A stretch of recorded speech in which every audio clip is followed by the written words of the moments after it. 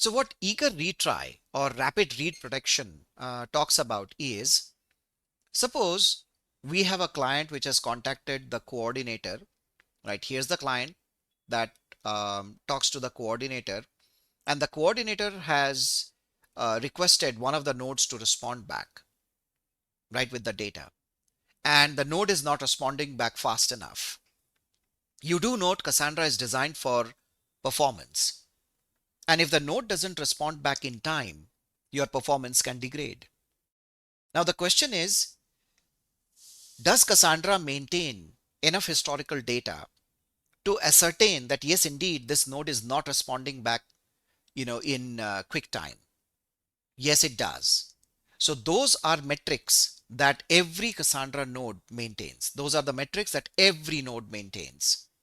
So what will end up happening is the coordinator has a general idea that if we are talking about a particular table, what is the 99th percentile that I can hit in terms of time?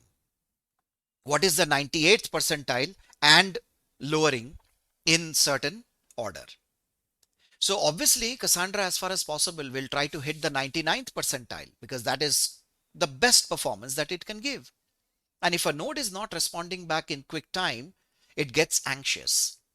So what it will try and do, and obviously it is valid with the replication factor greater than 1, right? What it will basically try and do is it will try to reach out to another replica node to say that while I'm waiting on node 1 to respond, I'm not too sure whether node 1 is going to respond back in time. Maybe I have lost network connectivity. Maybe the node 1 went down just as I reached it. Maybe node 1 suddenly has received a lot of data that it's processing and it's kind of struggling to respond back to my request. Anything can happen. So I can get fairly eager based on two parameters. One, based on either the percentile information, or I can have a hard-coded number.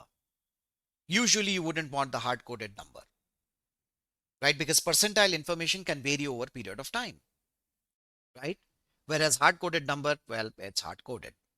So you can say with speculative retry of 99 percentile. So if 99 percentile says 50 microseconds, that means I can reasonably say as a coordinator that my node must respond back within, let's say, 80% of 99 percentile. It has to respond back, let's say, within 40 microseconds. Otherwise, I cannot respond back to the client. I also need some time to process and then send the data back to the client, isn't it? Right?